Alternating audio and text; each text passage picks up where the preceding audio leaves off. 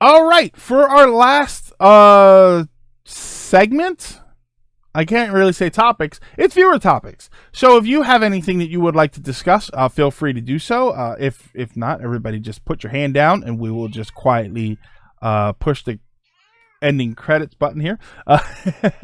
Thoughts on how some anime is so popular that they could maybe get too over celebrated. For example, there's an island off the coast of Japan that is temporarily changing its name to the name of a protagonist from One Piece in order to celebrate the anniversary. Do you think that's a bit over excessive? No, I actually don't think that's a bit over excessive. I like the idea of celebrating popular things in the culture in a big way. I like that. I appreciate that. I would think it's a little weird if they permanently changed the name of a place to represent something from One Piece. I would think that's a little strange. But knowing that it's temporary, I like the idea of what you want to call over celebration. My biggest issue is when it lasts too long. You know, this whole One Piece naming celebration area type thing is going to be great. 20 years from now, it will probably look really stupid. But it won't last 20 years. You know, in a couple of years, they may change it to celebrate something else. And I like that. I think that that's pretty cool. Although, 20 years later, it might still be a One Piece thing, but that will most likely be because One Piece is extremely popular. Why do you think Game of Thrones had become so popular? I've been wondering that for a while now. It was a gritty, yes, it had a lot of fantasy elements, but it felt like a realistic version of what those things would be like. We talk about things like Lord of the Rings, and Lord of the Rings is obviously an extreme fantasy setting. That's a ton of magic and wizards and elves and stuff like that. So that's a very fantastical fantasy world. What we saw from Game of Thrones was this setting in a more realistic way. We saw characters cursing because when you get angry, you curse. We saw characters getting their heads chopped off, their arms chopped off, their hands chopped off, because that brutality is necessary. You can't, when you try and tell a story in that kind of setting with that kind of dark tone, you can't pull your punches. It drives me crazy. Walking Dead. I loved Walking Dead. I was a huge fan of the series. I didn't watch the last season just because I don't have a way to watch it anymore. It drives me crazy watching that show because with all of the death and destruction and disaster that goes on in that show, no one's using the F word. And that's ridiculous. That no way in our world would something happen and it looks like their world. Your ideas are intriguing to me, and I wish to subscribe to your newsletter. B Hill, thank you very much for the follow. I like that you are. It might be a Benny Hill reference. I do like the fact that it's 02/14, which is Valentine's Day, which is when the Sonic movie was moved to. So I very much appreciate that. Thank you so much for the follow. But yeah, Game of Thrones was a sort of realistic idea of what that kind of world would look like. And that made it interesting to watch for a lot of us. It did not pull its punches. It told a brutal story brutally, and that was what it was supposed to do, and that makes it more immersive. That's one thing when you watch Walking Dead and you see these horrible things happen and nobody's saying the F word. People are barely saying the S word.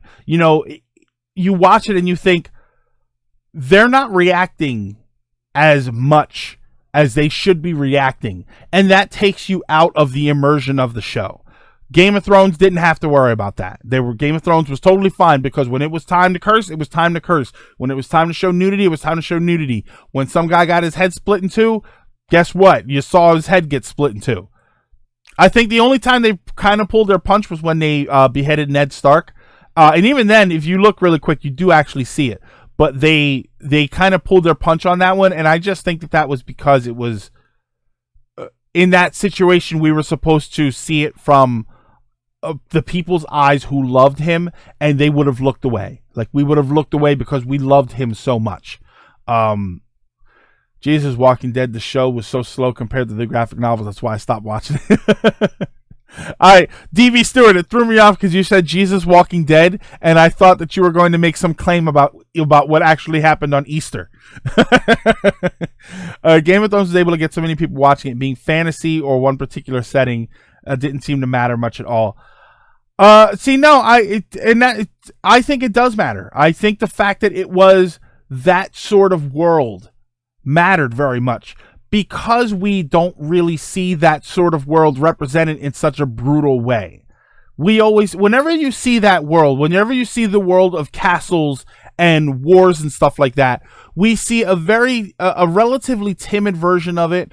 We don't see a very, very dark, gritty version of it, usually. There's always magic involved. There's always a lot of these things. And Game of Thrones gave us a very realistic version of it. You know, there were people who thought, and I at the same time that I can't believe this, I kind of can believe it. There were a lot of people who thought that Game of Thrones was like a historical show, like it was representative of things that actually happened. And I can believe it, because it is portrayed in that way. Nobody watched Lord of the Rings and thought, boy, did this actually happen? People watched Game of Thrones and thought that. Those people that don't know about Berserk, you're darn right, Hawk Goggles, and even then Berserk was kind of magical. And yes, I understand with Game of Thrones we did eventually get to the war against the dead and stuff like that, but it was supposed to be mythical. I mean, you saw nobody believed that it was true because it was so long ago. But realistically, the heart of Game of Thrones up to that point wasn't the war against the dead. It was the war for the throne, and that was what we got to see, and we got to see it in a very brutal, realistic way. And I think that that's what drew people into it. He probably got the Aquaman part in large part. Oh yeah. Jason Momoa, quite the handsome fella. Because that's my. Oh, I'm gonna check Twitter because that's my favorite topic. Let me see here. Limiting how long a console can be played depending on the customer's age. Hold on, I need to. What is this? Countermeasures against video game addiction. Oh, okay. Mostly as a response to the World Health Organization. Okay. Okay. So Lizard linked me something. Lizard is talking about the concept of building hard limits into a system. Tell me if I'm getting this right or wrong. The idea of putting hard limits into a system on how long the system can be played as a way to limit children or people from playing their video games for too long. I don't like that. As a gamer, I don't like it. As a non-gamer, it sounds like a great idea, but as a gamer, I would be super pissed off if I play a video game and then it all of a sudden just stops on me. Especially as somebody who grew up playing RPGs, and then there's a Korean MMO timers. Yeah, I think they're talking about doing that stuff for consoles, or the idea of implementing those for consoles. As a gamer, I don't like it. It just doesn't function very well. I think that if you want to limit your child playing. Let's get something out of the way right here. Parenting is the parent's responsibility, not anybody else's. If you don't like your child playing a video game too much, it is not a video game company's responsibility to build something into their system that allows you to set a timer that automatically locks the game out. It is up to you to look at your cell phone, set your clock, and say, you've got an hour to play this game. Which, again, as an RPG player, an hour is nothing. Parents need to stop telling other people that it's their responsibility to parent their children. If you have a problem with your child playing video games too much, set a clock for yourself. Tell your child to stop playing this game. If you really, really really want to understand what your child is doing and whether or not it is a good or a bad thing, maybe you should be sitting down with your child and playing some of these games with them so that you can understand what it is that they're putting into these video games, what it is to play these video games. Consoles have they have built-in parental timers already. I know they have parental locks. I know that there are locks. I didn't know that they have timers already. Yeah, I don't like that. I don't like that. You're requiring. See, if video game companies want to do it, that's okay. Telling video game companies that they're required to do it. This is the same thing as the DLC problem. This is the same thing as the argument with DLC, where people are complaining that their kids are spending too much on DLC stuff and microtransactions. If your kid is buying stuff on a DLC store, they're doing it with your credit card, which means you're giving them permission to do it. If you have a problem with it, it is not for the video game companies to limit how much they do it. It is up to you to limit how much it's happening. This is the same thing. If video game companies want to build something into their system like a parental timer, that's fantastic. But you don't have the right as a parent to demand that the companies do that. They may want to do that out of a show of good faith, but you don't have a right to tell them you absolutely need to do this or I won't buy your system, because that's ridiculous. Parent your own damn kids.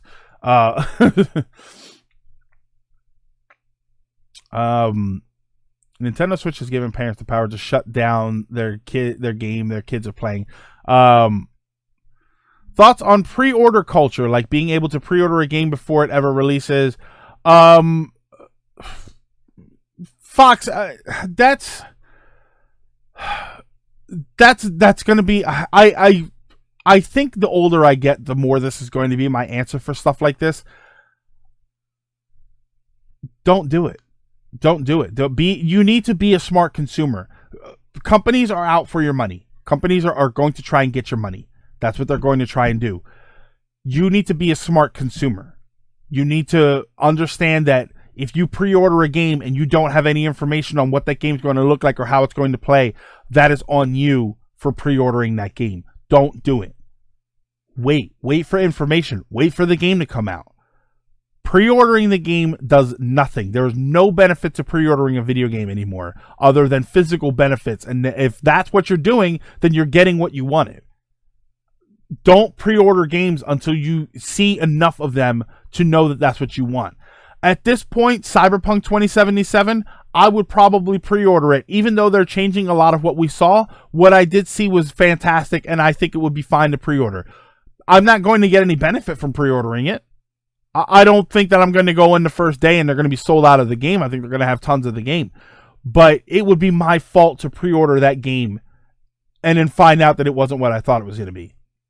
Unfortunately, I will admit that is one of the reasons I don't back a lot of like Kickstarters and such. Because at the point that it's at a Kickstarter, I don't see enough of it to justify it as a safe purchase. There are exceptions. Indivisible had a Kickstarter. I didn't get a chance. By the time I found out about Indivisible, it was too late for me to jump on the Kickstarter. That game, I played the demo of it, and it's phenomenal, so I can't wait for that game to come out. I would have definitely put money towards that. Mighty Number 9 is an example of that going the very wrong way. All right, let me go back here. That's because we went through a long and still ongoing period when being a parent is trendy and not hard work, largely thanks to the advent of the internet and social media.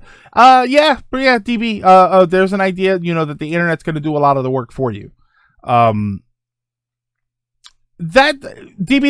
always kind of existed in a way. I learned a lot of things from public television, from being sat down in front of the TV to watch Sesame Street and Mr. Rogers. Kids learn a lot of things today, in the last 10, 15, 20 years by being sat down in front of a TV and watching children's programs that teach them all kinds of lessons. So now it's the internet that does it, and there's always been that sort of thing has always existed, but I think it exists now more than it ever has. It is such a large percentage of what parents expect other people to do for their kids now. Thinking about it, I can imagine companies doing this to make parenting easier, as well as to capitalize for financial reasons, being business is what they are. However, you're right in that it is primarily the parents' responsibility to raise the children and not any. Yeah, Aqua, I could see game companies thinking that if we've got the most parenting-friendly, kid-friendly features, parents will choose our system before they'll choose anybody else's. I could see them doing it for that. Again, though, that doesn't mean that it's their responsibility. It's just something that they're going to try and do to get money. I don't like my little child being exposed to M-rated games. Lazy parenting. I've got a question at the end of this. I got a PlayStation Classic yesterday for $25. Woof. From Target because of a 35% off coupon from the Target app. And this torrent has been downloading as a PS1 game file database, 140 gig big file. Gig big. So it's going to be hacked to Kingdom Come. My question is, do you plan on getting a PS Classic eventually? And at what price are you thinking is a good price? $20 and I'll grab one. Because I know that people are still going to try and hack it. $20 will be a nice entry point. I don't see them making a new one. So I think that the one that we got is the one that we're going to get. I heard that it has been hacked, and there are ways through a USB flash drive in order to get more stuff on there or play games off of the USB flash drive. I'd be interested to try it. $20, I think, is the cutoff limit. If for nothing else, it would just look really cool to have. And I like the idea of the PlayStation controllers with USB so I can use them for my PC. Because I don't know if they confirmed that those controllers will work on your computer. Let me know if they do. I would like to have a PlayStation controller for my PC. Which I think I'm going to pick up a PS4 controller for my computer, but that's later on down the line. That's probably after the camera later on. I pre-order games like within the week of release. Yeah, within a week is pretty decent. I like to get as much information as I can, but it's mostly because I'm lazy. Yeah, within a week is relatively decent. I think within a week you got all the information you're going to get. Considering stuff like petitions from fans and major groups being formed by fans of series, would you consider people defining them with those series? Defining themselves with those series? Hold on. Considering stuff like petitions from fans and major groups being formed by fans of the series, would you consider people defining themselves with those series as a legit thing? You mean defining themselves as Star Wars fans or Star Trek fans? The people who are making those petitions, I think anybody who makes a petition to cancel a TV show, or to have a TV show rewritten, or to have a casting choice changed, needs to sort out their priorities. That is, I'm being very harsh when I say that, but it is true. I think that those things like the petition websites, what is the one, petition.org, I think that website was not created for people to be complaining about Robert Pattinson being Batman. I think that they were created to try and enact real change in real situations, and people are using it because they don't like the guy from Twilight being Batman. Again, I say that in a very harsh way because it is a very harsh truth to me. Stop trivializing these important tools that we have to try and enact change in our world by using them for stuff like this. Sorry. If you're offended by that, I'm sorry. Go make a petition to have me canceled. This is true, but before people understood there was a limit. Like there used to be a point where there was no more TV for the day. Same with people not expecting teachers to spoil children. Oh, yeah. Just a bunch of people ill-equipped to be parents and everything.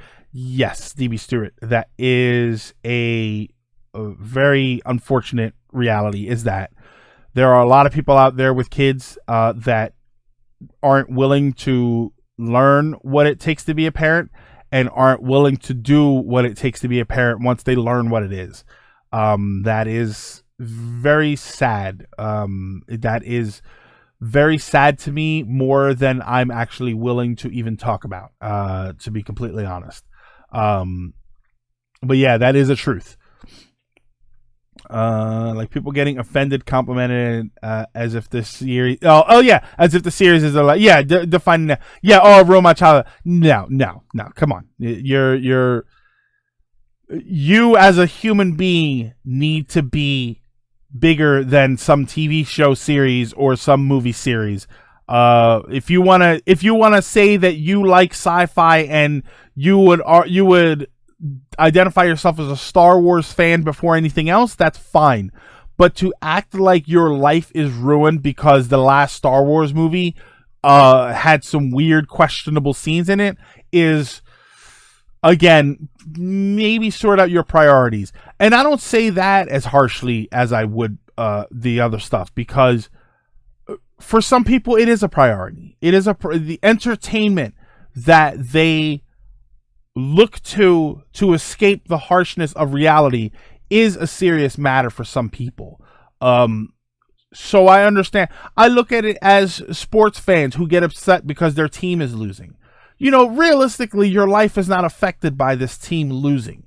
But when you go to escape the harshness of the world, one of your escapes is sports, and you want to see your team succeed. So when you see your team fail, it hurts you. I see that with movies and TV shows and stuff. I understand the idea that of this entertainment media is your escape, and your escape is collapsing. I get that, but there are other escapes, and before you lose your mind about this thing happening, look towards something else. That's probably a bigger topic. That's a much bigger topic. It's been hacked pretty good, but it's still in the beta phases. You can also use the DualShock 3 and 4 with the hacks in the PS Classic. Okay, I haven't tested the PS Classic controllers on PC yet. I'll be sure to let you know. Yeah, I'm curious to know if they work on PC. All right. That being said, we are at the end. Wow, we actually, sometimes I'm amazed that we make it to the 2 hours of the show. Thank you everybody so much for stopping in, hanging out, being part of the conversation. Thank you for the follows. Thank you for the bits. We got a few follows today. That's always very nice.